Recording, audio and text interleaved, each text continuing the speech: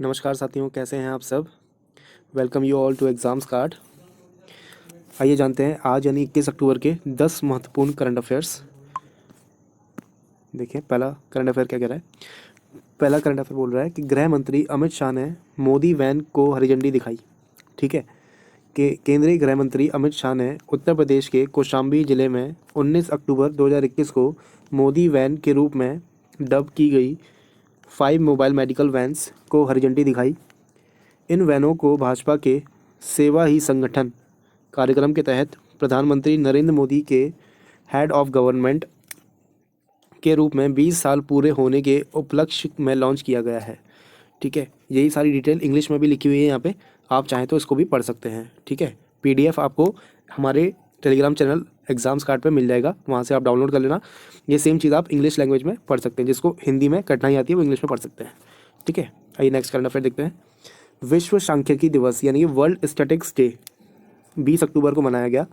विश्व सांख्यिकी दिवस यानी कि वर्ल्ड स्टैटिक्स डे हर साल 20 अक्टूबर को दुनिया भर में आधिकारिक सांख्यिकी के मौलिक सिद्धांतों को की उपलब्धियों को उजागर करने के लिए मनाया जाता है। विश्व सांख्यिकी दिवस 2021 का उत्सव संयुक्त राष्ट्र सांख्यिकी आयोग के मार्गदर्शन में आयोजित एक वैश्विक सहयोगात्मक प्रयास है। ठीक है, विश्व सांख्यिकी दिवस का मुख्य महत्व यह है कि आंकड़े चीज़ों को आसान और तेज बना देते हैं, साथ ही यह आपके अतीत और वर्तमान स्थिति को भी स्पष्ट झलका देते हैं। ठीक है, विश्व सांख्यिकी दिवस हर 5 साल में मनाया जाता है। ठीक है, नेक्स्ट करंट अफेयर है। गुलजार ने actually I met them a memoir शीर्षक से किताब लिखी।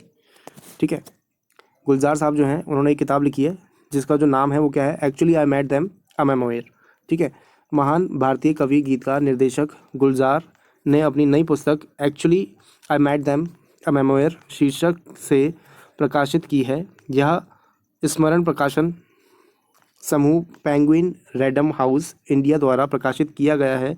इस पुस्तक में गुलजार ने किशोर कुमार, बिमल रॉय, ऋत्विक घटक, ऋषिकेश मुखर्जी, माहेश्वती देवी और किंवदंतियों के बारे में कई रोचक अज्ञात तथ्य साझा किए हैं। ठीक है, तो इन लोगों के बारे में मेनली उन्होंने इस पर्टिकुलर बुक में बताया है। ठीक है, नेक्स्ट है राजस्थान ने शुरू किया प्रशासन गांव के संग अभियान। ठीक है, प्रशासन गांव के संग ये अभियान का नाम है। राजस्थान सरकार ने राज्य के दूर दराज के गाँव में सरकारी सेवाओं तक स्थानीय पहुंच प्रदान करने के लिए 17 दिसंबर 2021 तक प्रशासन गांव के संग नाम के एक मेगा अभियान शुरू किया। स्थानीय प्रशासन के 22 विभागों के अधिकारी हर ग्राम पंचायत के ग्रामीण इलाकों में पहुंचकर आवेदन को मौके पर समाधान मुहैया कराएगी। ठीक है, और जो राजस्थान के मुख्यमंत्री है वो कौन है, अशोक गहलोत हैं, और यहाँ के राज्यपाल कौन है, कलराज मिश्र। नेक्स्ट है इंडिया फर्स्ट लाइफ ने पेश की सरल बचत बीमा योजना। ठीक है, institute of insurance company limited, India first life, bank of Baroda और यूनियन बैंक ऑफ इंडिया के एक संयुक्त उद्यम ने सरल बचत बीमा प्लान की शुरुआत की है। यह पूरे परिवार के लिए एक बचत और सुरक्षा कवर योजना है। योजना में अल्प अवधि के लिए भुगतान करना और दीर्घकालिक लाभों का आनंद लेना शामिल है, और यह बीमा कवर के माध्यम से लगातार सुरक्षा प्रदान करेगा। ठीक है, और इंडिया फर्स्ट लाइफ का मुख्यालय कहाँ पे है, मुंबई महाराष्ट्र में। इंडिया फर्स्ट लाइफ की स्थापना कब हुई थी, 16 नवंबर 2009 को। ठीक है, नेक्स्ट करंट अफेयर है। चीन और इंडोनेशिया ने क्रमशः उबेर और थॉमस कप जीते। ठीक है, मोस्ट इंपॉर्टेंट न्यूज़ है ये। डेनमार्क के आरहोस में रोमांचक उबर कप फाइनल में चीन ने जापान को 3-1 से हराकर उबेर कप का खिताब अपने नाम किया है। और चाइना डिफीटेड जापान, ये इंग्लिश में लिखा हुआ है सेम। ठीक है, डेनमार्क के आरहूस में आयोजित फाइनल मैच में गत चैंपियन चीन को 3-0 से हराकर इंडोनेशिया ने 2002 के बाद पहली बार थॉमस कप ट्रॉफी अपने नाम कर ली है। ठीक है, तो चीन ने किसको हराया, जापान को, और चीन को किसने हराया, इंडोनेशिया ने। ठीक है, अलग अलग कप थे, उबर कप और थॉमस कप। ठीक है, दोनों कप किस स्पोर्ट्स से रिलेटेड है, कई बार क्वेश्चन पूछा गया है कि थॉमस कप किस स्पोर्ट से रिलेटेड है और उबर कप ये दोनों किससे रिलेटेड है, बैडमिंटन से। आपको याद रखना है, ये मेन फैक्ट है इस न्यूज़ का।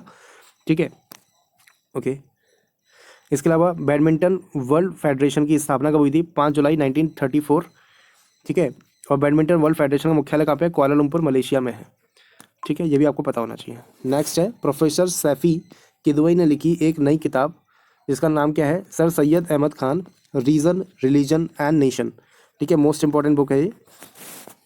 साहित्य अकादमी पुरस्कार विजेता प्रोफेसर सैफी किदवई ने sir Syed Ahmad Khan, reason religion and nation नामक एक नई पुस्तिका लिखी है। पुस्तक का उद्देश्य Muslim Anglo Oriental College, Mohammedan Anglo Oriental College के संस्थापक सर सैयद अहमद खान का विश्लेषण करना है, जो अलीगढ़ मुस्लिम विश्वविद्यालय में विकसित हुआ। ठीक है, यही चीज़ इंग्लिश में लिखी हुई है, आप पढ़ सकते हैं। नेक्स्ट रेफर है स्टैंडर्ड चार्टर्ड बैंक पर आरबीआई ने लगाया 1.95 करोड़ रुपए का जुर्माना।